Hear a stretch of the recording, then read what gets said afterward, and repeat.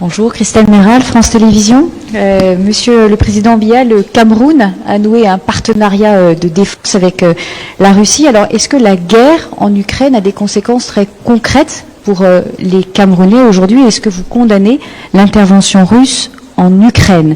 Et puis une question au président Macron, l'offensive russe en Afrique est-elle une menace et comptez-vous y faire face?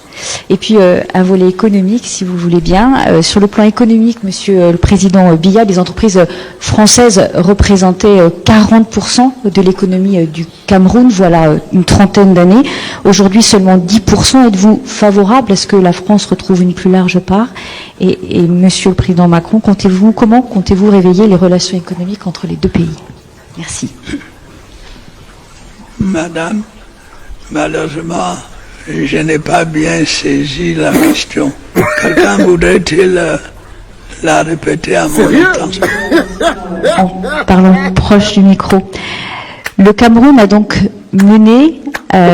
a signé un partenariat de défense avec la Russie.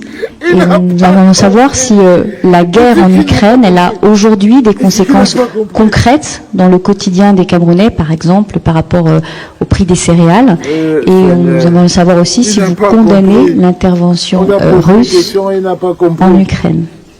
Vous la posé, il n'a pas compris. Non. Ah, même là. Je n'ai toujours pas bien entendu. Est-ce que la guerre en Ukraine a des conséquences concrètes aujourd'hui dans le quotidien des Camerounais par rapport à la flambée? Ils n'entendent. Seigneur Dieu. En fait, les accords Macron signés, est en train l'accord militaire signé avec la Russie. La question du Et journaliste. la question est de savoir ensuite si le Cameroun condamne la guerre en Ukraine. Et votre deuxième question, c'était quoi? C'était sur la flambée, les conséquences, oui, sur les entreprises. Qu'est-ce qu'on peut y faire? Regarde les deux bonhommes, ils rigolent derrière. Ils se foutent de la gueule de tout un pays. Regardez-les, ils se foutent de la gueule de tout un pays. Tout un continent, tout un peuple humilié. Là, c'est le président Macron qui est en train de répéter la question pour quelqu'un, pour Pomba, et c'est Pomba qui le reçoit. Tu reçois quelqu'un, c'est lui qui te traduit les questions des journalistes qui sont venus à la conférence de presse que toi tu as... Seigneur. Et qui, Seigneur? Allez, les deux sont en train de dire derrière que... Et là, on nous envoie une image. Parce que si on nous montrait la vérité, là, maintenant, tout le monde allait mourir. On va tout faire à deux. Seigneur. Eh bien, le Cameroun entretient des relations diplomatiques avec la France, bien sûr, mais aussi avec beaucoup d'autres pays. L'Allemagne, l'Espagne, la Chine, le Brésil. Et s'agissant de la relation avec la Russie, elle est ancienne et nous avons signé avec ce pays un accord de coopération qui était venu à expiration.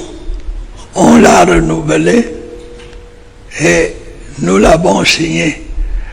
Le voyage de mon ministre en Russie n'avait pas de rapport avec la situation de la guerre en Ukraine.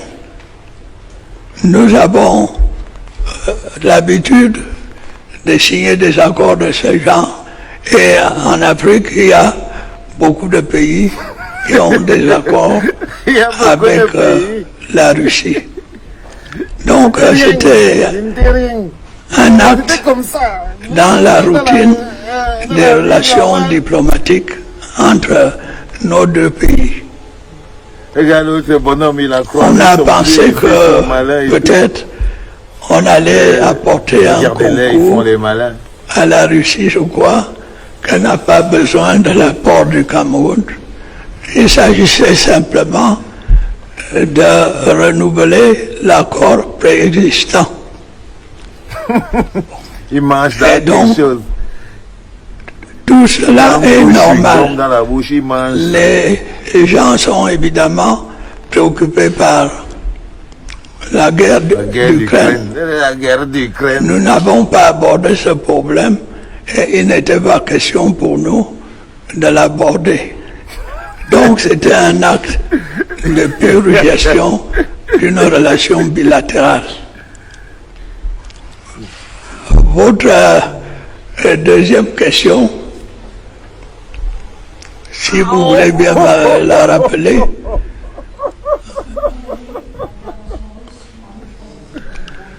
Évidemment, le Cameroun commence à subir les effets de cette guerre.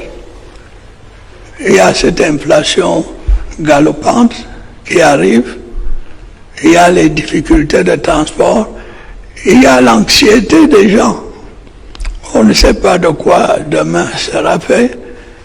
Le Cameroun fera ce qui est en son pouvoir pour hâter la fin de ce conflit et qu'on en vienne à la négociation et au retour de la paix. Je crois que j'ai répondu à votre attente. À ce niveau-là. Vous savez, c'est pas drôle. Hein? Ce n'est drôle pour personne. Je sais qu'on a eu tous très mal. Je sais qu'on a eu tous très mal. Regardez ça, voir ça, montrer ça comme étant notre pays. J'ai pas besoin de vous retourner le couteau dans la plaie. C'était pas seulement une douleur pour nous, ne vous inquiétez pas. Même l'autre bonhomme, Emmanuel, qui est à côté de lui, il doit avoir honte. Il doit avoir honte de se faire manipuler par un petit vieux, mais lui-même, tu vois, d'être un acteur d'un film aussi médiocre, aussi médiocre, aussi médiocre. Voyez notre petit Pépé, le gars il n'entend plus. Le gars il n'entend plus. C'est-à-dire, vous pouvez rien contre ça. Le gars il n'entend plus. Il n'entend plus. Il comprend même plus rien. On lui a demandé s'il condamne la guerre, l'invasion de la Russie en Ukraine. Le gars, quelqu'un a la réponse à sa question. Il n'a même pas de réponse. Il n'a même, parce que même celle-là, il n'a pas entendu. Il n'a pas entendu. Les gars, il n'entend plus bien. Il ne comprend plus rien.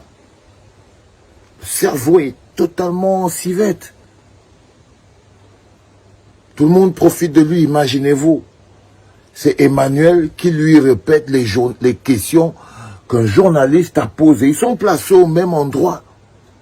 C'est l'autre, son invité, qui lui traduit les questions que l'autre a posées. Vous vous rendez compte? C'est contre ça.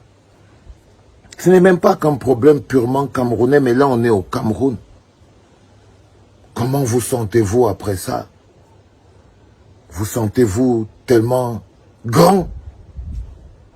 Vous sentez-vous tellement puissant?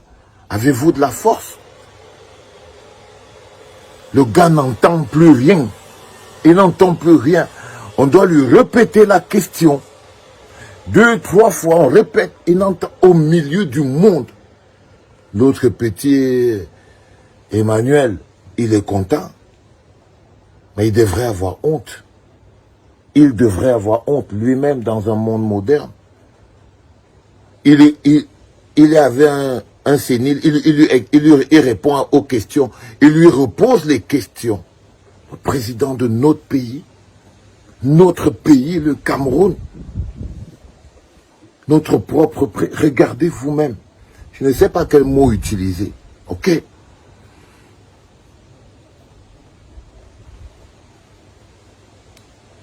On s'en sort pas, les gars. On s'en sort pas.